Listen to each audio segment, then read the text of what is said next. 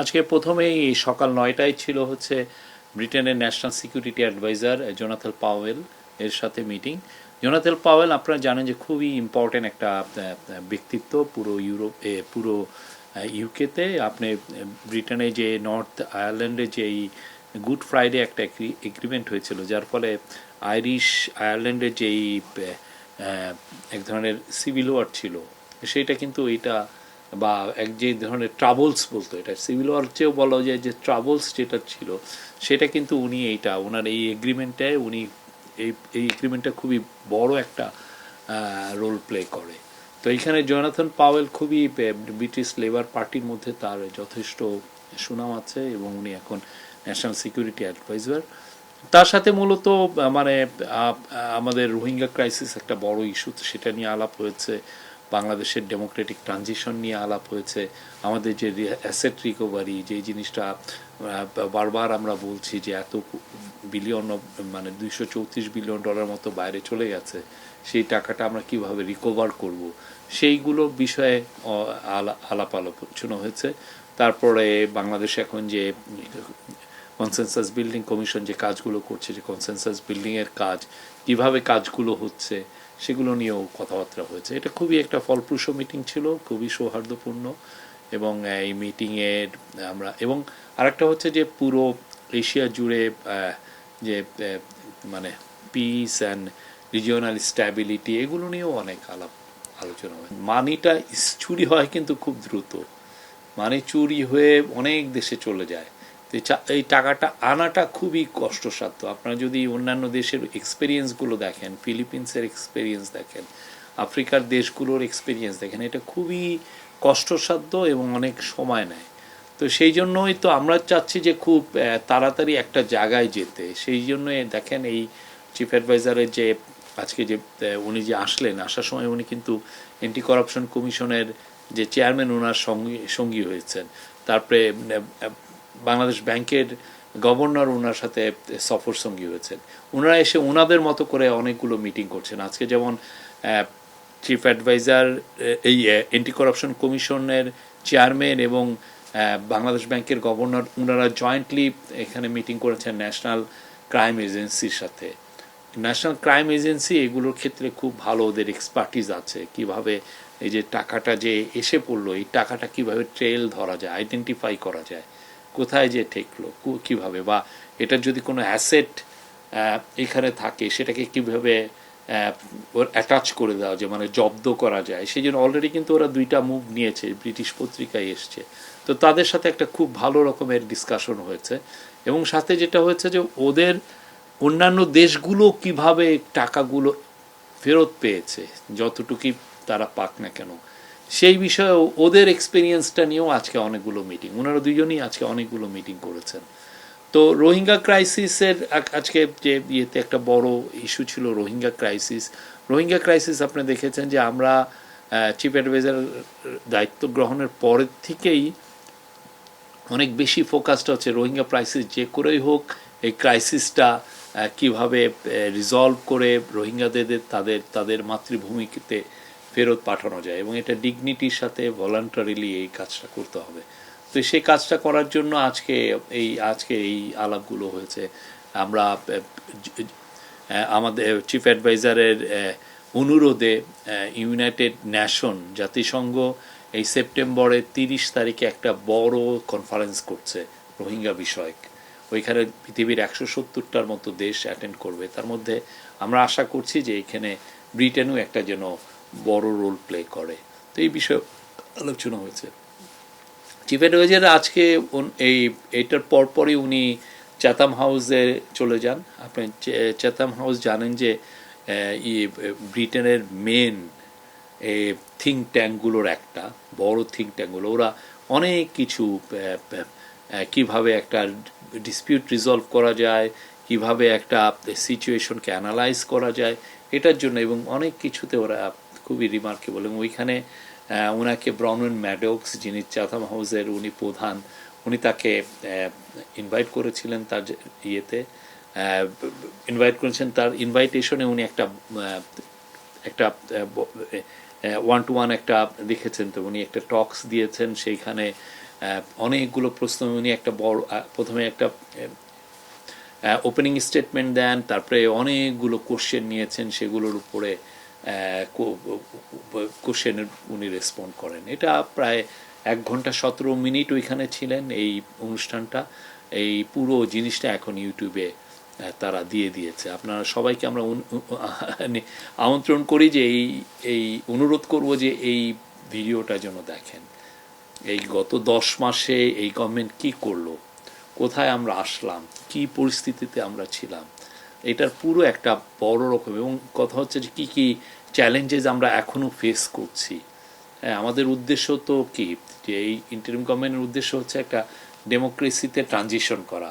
আমরা একটা ট্রানজিশনাল একটা জায়গায় আছি, সেটাকে ইন্টারিম গভর্নমেন্ট, এই ইন্টারিম গভর্নমেন্ট কীভাবে একটা ইলেক্টেড গভর্নমেন্টের কাছে পাওয়ার হ্যান্ড ওভার করবে এবং তার আগে কী ধরনের রিফর্ম করবে, সেই বিষয়ে উনি কথা বলেছেন। বিশেষ করে আমাদের যে ম্যান্ডেট, যে রিফর্ম, ট্রায়াল এবং ইলেকশন, এই তিনটা তো আমাদের ম্যান্ডেট। এই তিনটা ম্যান্ডেটে উনি কী কী কাজগুলো করছেন, খুবই আমি বলবো যে কোনো বাংলাদেশের যে কোনো নাগরিক যারা ইংরেজি ভালো বুঝেন এটা শোনা উচিত। খুবই সুন্দর একটা ইন্টারভিউ ছিল ওনার।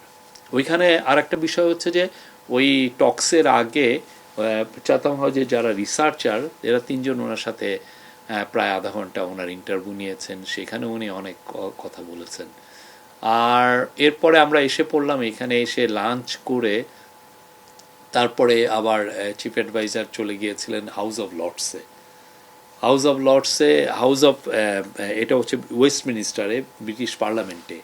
ওদের তো দ্বিকক্ষ বিশিষ্ট ওদের পার্লামেন্ট, একটা হচ্ছে হাউস অফ কমন্স আর একটা হচ্ছে হাউস অফ লর্ডস। এই লর্ডসটা আমরা যেহেতু বাংলাদেশের পার্টিগুলো চিন্তা করছে যে বাংলাদেশের দ্বিকক্ষ বিশিষ্ট পার্লামেন্ট চালু করতে, অনেকে এটা এগ্রি করেছেন যে না, বাংলাদেশেও একটা, আমরা আগে তো ইউনিক্যামেরাল ছিলাম, মানে এক কক্ষ বিশিষ্ট ছিলাম, তা আমরা কিভাবে এখন দ্বিকক্ষ বিশিষ্ট পার্লামেন্টের কাজগুলো কি কি, সেটা উনি কিন্তু একদম অনেকক্ষণ ধরে হাউস অফ লর্ডস কীভাবে কাজ করে, অপারেট করে, উনি কিন্তু নিবিড়ভাবে দেখলেন।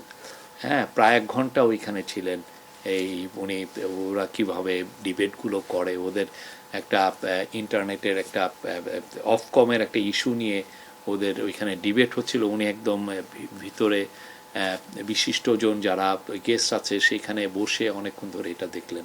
এটা একটা আমাদের জন্য একটা বড় এক্সপিরিয়েন্স ছিল। আমরা তো অলওয়েজ পার্লামেন্টে, যেটা মেন পার্লামেন্ট কমন্সের আমরা ডিবেটগুলো দেখি, কখনো কিন্তু লর্ডসের ডিবেটগুলো হয় কীভাবে, যেখানে পিয়ার্সরা, ব্যারোনেসরা যেখানে ডিবেট করেন, যে মানে সমাজের এলিট শ্রেণীরা, সেই জায়গাটা উনি একদম নিজ চোখে দেখেন। কারণ এই জিনিসটা আসলে বাংলাদেশের পলিটিক্যাল পার্টিগুলোরও এটা আরও দেখা উচিত, যে অন্যান্য দেশে দ্বিকক্ষ বিশিষ্ট যা দেশেই পার্লামেন্ট আছে তার মানে আপার হাউসটা আসলে কিভাবে অপারেট করে। আমাদের নেইবার ইন্ডিয়াতে রাজ্যসভা আছে, রাজ্যসভাটা অনেকে ফলো করেন, তো আমরা এটা সব দেশে, কিন্তু সমস্ত পৃথিবীতে এই দ্বিকক্ষ বিশিষ্ট পার্লামেন্টের মূল কনসেপ্টটাই এসছে হচ্ছে হাউস অফ লর্ডস থেকে, মানে এই ব্রিটিশ পার্লামেন্ট থেকে, যে হাউস অফ লর্ডস হলো আপার হাউস, ওইখানে এটা কিভাবে হয় এটা উনি দেখলেন। আর ওইখানে একটা ইম্পর্টেন্ট মিটিং ছিল হচ্ছে জোনাথন রেনল্ডস হচ্ছে ইউকের স্টেট সেক্রেটারি অফ স্টেট। উনি ট্রেড এগুলো, ইনভেস্টমেন্ট এগুলো ইস্যু দেখেন, এবং উনি বাংলাদেশে কয়েকবার ভিজিটও করেছেন। হ্যাঁ, তো ওনার সাথে আলাপ হলো যে বাংলাদেশে কীভাবে ট্রেড অ্যান্ড ইনভেস্টমেন্টটা বাড়ানো যায়, ব্রিটিশ ইনভেস্টরদেরকে কীভাবে আরও উদ্বুদ্ধ করা যায়, তারপরে আমরা কীভাবে ডিজিটালাইজেশন কাজগুলো কীভাবে এগিয়ে নিতে পারি, ওদের সাথে আমাদের কী কী কোথায় কোথায় কোঅপারেশন আরও এনহান্স করা যায়। তো এই আলাপগুলো ওনার সাথে হয়েছে, ওনার সাথেও একটা ফ্রুটফুল আলোচনা হয়েছে। এখন একটু পরে চিফ অ্যাডভাইজার ওইখান থেকে আমরা যখন ফিরে আসলাম, এখন একটু পরে উনি বিশ্রাম নিয়ে চিফ অ্যাডভাইজার চলে যাবেন হচ্ছে কিং চার্লস, ওনাকে একটা ডিনারে, ওই যে কিং চার্লস হারমোনি অ্যাওয়ার্ড, এই উপলক্ষে ওনাকে ডিনারে ইনভাইট করেছেন, উনি ওইখানে ইনভাইটেড গেস্ট। সেখানে আজকের মতো। আর কালকে আমরা বলবো যে কালকেও খুব ইম্পর্টেন্ট একটা দিন, কালকে বেশ কিছু মিটিং আছে। তারপরে কালকে